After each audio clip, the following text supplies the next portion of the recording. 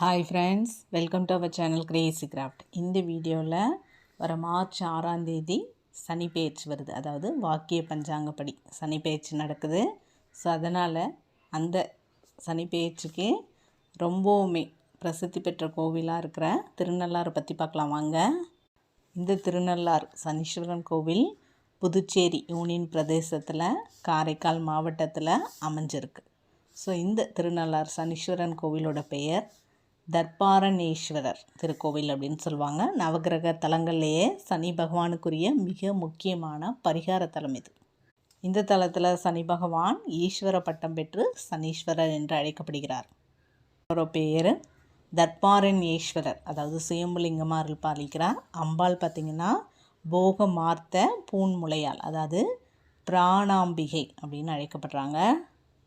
இத்தலத்தில் சனி பகவான் அனுகிரக மூர்த்தியாக அருள் பாலிக்கிறார்.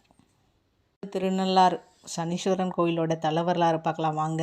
நல்ல மகாராஜா சனி தோஷத்துலேருந்து விடுபட இந்த கோவிலுக்கு இங்குள்ள நல தீர்த்தத்தில் நீராடி இறைவனை வழிபட்டு இழந்த ராஜ்யத்தை மீண்டும் பெற்றதாக வரலாறு இருக்குது. அந்த தீர்த்த குளத்து பேர் நல தீர்த்தம்னே வச்சுருப்பாங்க. நீங்கள் யாராவது திருநள்ளாறு போய் சனீஸ்வர பகவானை தரிசிக்கணும் அப்படின்னா நம்ம தருமபுரம் ஆதீனம் ஐயா அவர்கள் கொஞ்சம் விதிமுறைகள் அதாவது சொல்லியிருக்காங்க பாருங்கள்.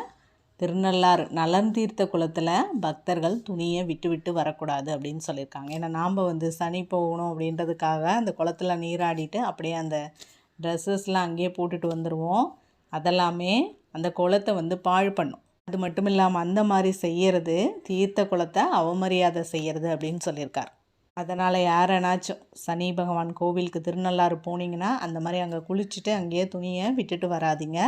அது மட்டும் இல்லாமல் திருநள்ளாறு கோவிலில் தர பிரசாதத்தை பக்தர்கள் வீட்டுக்கு எடுத்துகிட்டு போகலாம் அப்படின்னு சொல்லியிருக்கார். நிறைய பேர் கண்டிப்பாக போய் திருநள்ளாறு தரிசனம் பண்ணுவாங்க. அதனால் இந்த மாதிரி கொஞ்சம் விதிமுறைகள்லாம் ஃபாலோ பண்ணிக்கோங்க.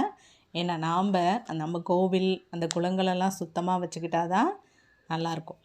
இந்த சனி பிடிக்கிறதுன்னு சொல்லுவாங்க பாருங்கள். 7.5 சனி, அஷ்டமத்து சனி, அத்தாஷ்டம சனி, கண்டக சனி, இந்த மாதிரி நிறைய வெரைட்டி இருக்குது.